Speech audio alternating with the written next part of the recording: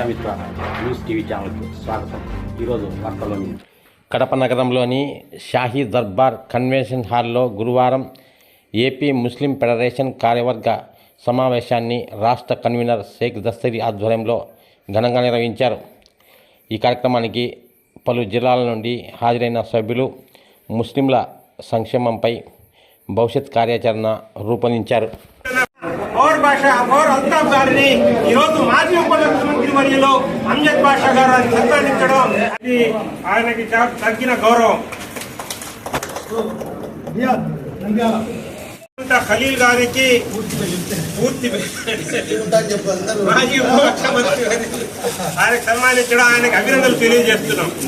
సహకారాలు అందిస్తున్న అల్తాఫ్ గారిని ఈరోజు మాజీ ఉప ముఖ్యమంత్రి వర్యులు అంజద్ బాషా గారు అని సత్కరించడం, రాష్ట్ర ఉప ముఖ్యమంత్రులు మాజీ ఉప ముఖ్యమంత్రి వర్యులు అంజద్ బాషా గారు ఆయనకు సన్మానం చేయడం, ఆయనకు అభినందనలు తెలియజేస్తున్నాం.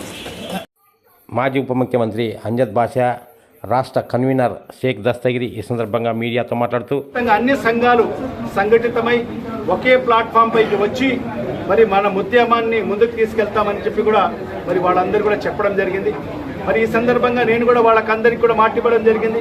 ఖచ్చితంగా మీ యొక్క పోరాటంలో కూడా ఖచ్చితంగా నా వంతుగా నేను కూడా మీ పోరాటంలో ముందుంటానని చెప్పి కూడా మరి వాళ్ళకు మాటివ్వడం జరిగింది.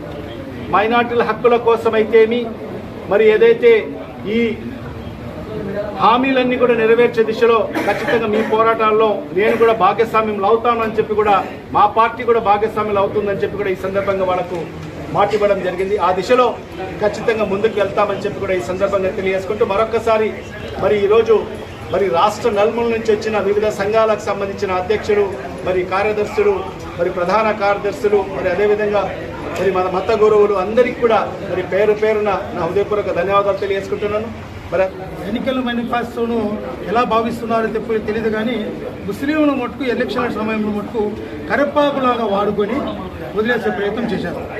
దానికి కొన్ని దుష్టశక్తులు ఏదైతే కూటమి ప్రభుత్వంలో ఉన్నాయో కనీసం ఏదైతే మన సమస్యలు ఉన్నాయి, మన హక్కులు ఉన్నాయి, ఇచ్చిన మేనిఫెస్టోను కూడా అమలు చేయాలి అనే ఉద్దేశం కూడా ఎవరైతే అధికార పార్టీలో ఉన్న మైనార్టీ నాయకులు కూడా కనీసం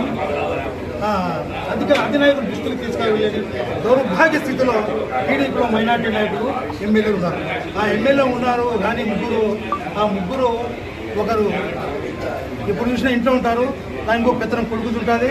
ఈయన సాధ్యాన్ని చూస్తే ఆయన ఎప్పుడు వర్కౌట్ మీద ఇద్దరు ఎప్పుడెప్పుడు తప్పుకుంటామా, ఎప్పుడెప్పుడు ఆ సీట్లు ఎక్కుదామా అనే ఉద్దేశంతో ప్రజలకు మేలు చేసే ఉద్దేశం షాజహాన్ కానీ సమస్యలు తీసుకెళ్లే ఉద్దేశం మైనార్టీ మంత్రి కానీ ఏ కోశాన లేవు. ఎందుకంటే పలు సందర్భాల్లో మైనార్టీ ఆస్తుల అన్యాగ్రహితం ఉన్నాయి ఆయన అని మైనార్టీ కన్సల్ట్ మంత్రి వెళ్తే ఆయన ఏది పట్టించుకోడు.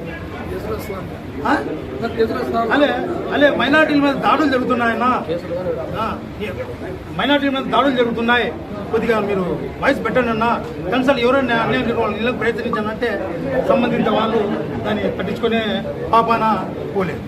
ఇంకా చంద్రబాబు కదా పావలా కళ్యాణ్ గురించి ఎంత మాట్లాడినా తక్కువే. ఎక్కడో పక్క రాష్ట్రంలో పక్క దేశంలో జరుగుతున్న దాని గురించి ఈ పావలా కళ్యాణ్ స్పందిస్తాడు, కానీ రాష్ట్రంలో జరుగుతున్న మైనార్టీల మీద జరుగుతున్న దాడుల గురించి కానీ రైతుల మీద జరుగుతున్న దాడుల గురించి కానీ ఏ ఒక్కరు కూడా స్పందించిన పాపన పోలేదు ఈ పావలా కళ్యాణ్. అలాగే చంద్రబాబు గారు వెన్నుపోటుకు నిదర్శనం చంద్రబాబు అంటారు, ఇది వాస్తవం. దాన్ని ఖచ్చితంగా అమలు చేశాం.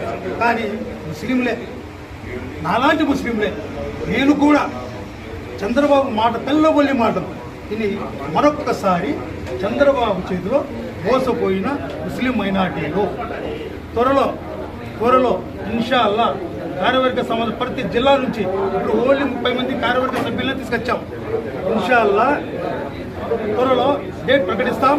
రాష్ట్ర వ్యాప్తంగా 400 నుంచి 450 సంఘాలు, దర్గా కమిటీలు, ఈద్గా కమిటీలు, సొసైటీలు, ట్రస్టులు, జెండా కమిటీలు అన్నీ ఎంతవరకు అయితే అంతవరకు తీసుకొని పోయి విజయవాడ సెంటర్లోనే ఆయన మీద దందా చేయడానికి మేము రెడీ ఉన్నాం. మరిన్ని వీడియోల కోసం ఛానల్ సబ్స్క్రైబ్ చేయండి, షేర్ చేయండి, లైక్ చేయండి.